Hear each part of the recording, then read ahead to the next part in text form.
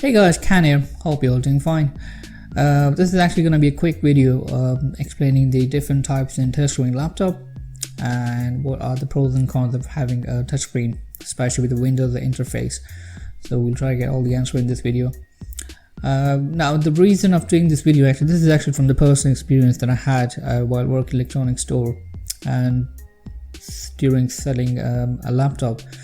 It was quite hard sometimes to explain, especially a touchscreen laptop, like which one you can fold, which one you can detach, and which one you can just like not detach, not fold, but it's a touchscreen laptop.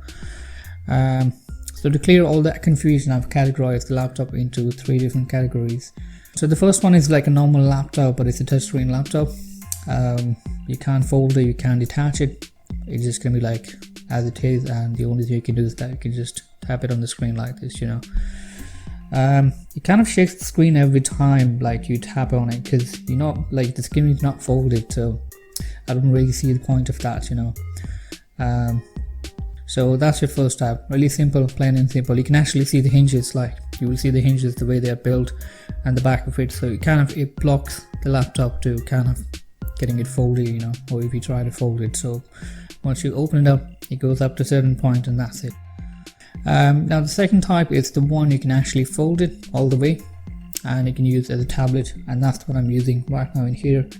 I actually did the whole video on this laptop. In case if you guys haven't watched the video, I'm going to leave that link in the description, you can watch that. It is quite handy sometimes, like when you're kind of going through the photos, scrolling up and down, all that kind of makes easier.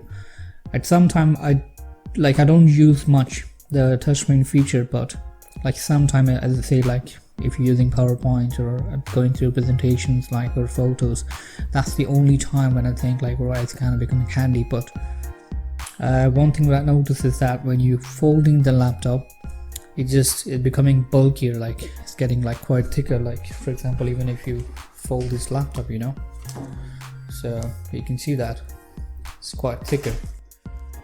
You don't get a really comfortable feel like the key is pressing in the bottom, so that's why it is. Now the third type is the best type, actually. Let's put it that way, where you can literally detach the screen, so you can just take off the screen from the keyboard. There are different companies that are making those kind of models. The best ones are the Microsoft Surface. I think most of you guys, they probably heard about those Surface laptops. They're great. Price wise, they're a bit more as compared to your normal laptop. So let's say you got specs like i3 or i5 and 8 gigs RAM. So the price what you're looking in Surface is always going to be more as compared to your normal laptop, but that's just the way it is. The good point is that they're really great, very slim. Take off the keyboard, especially if you're already comfortable using the on-screen keyboard and you're traveling a lot and you don't want to pack a lot of stuff, you don't want a bulky laptop or something kind of heavier. So I think in that case Surface is the best option. So these are the 3 main types in touchscreen laptop. Now getting into the pros and cons, as I say, so I think the main problem what I've seen in the laptops with the Windows interface is like the Windows 10. I mean, there is a tablet mode which kind of helps, so what it does is that as soon as you kind of, let's say, fold the laptop, or you can even just switch it, you can just go into the setting and you can just go into the tablet mode. It does that, but it's still not completely user friendly. That's one thing I've seen, that except the Chrome OS, which is completely designed in such a way that you can literally, it's totally touch friendly. I mean, if you're talking about let's say, as I mentioned earlier, that scrolling photos up or down or going through, let's say, PowerPoint presentation, I mean that's fine. But when it comes to, let's say, going to really tiny folders, going in through the file explorer, I've seen that then it's not really comfortable, because then you try to touch and it doesn't stay really fast, because when you have a mouse, or even using this one, the mouse, it's quicker, it's very precise. There's an arrow on the screen, so you can just follow that. You can just click on very small tiny options. But tapping like this on the screen with the different small folders and all that, it's not really precise, I think so.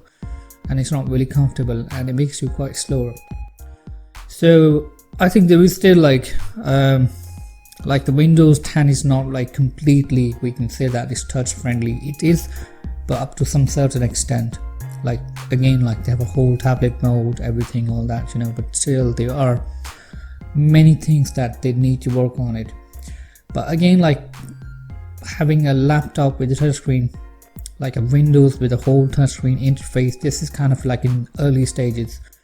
So we might see in the future like changes happening or improvements in that, you know. Let's say improvement, I think so, improvement is a better word for that. So but at the moment it's not really great. It's only handy for a few things, and like let's say if you got a Surface laptop, right, so then you can just literally take off the keyboard, you know, and then you can use it. So in a sense, like you want to have, let's say, a tablet, but you also need to have a laptop too, so it kind of, you know, merge the whole thing together, so you can just have a tablet in the laptop, you know.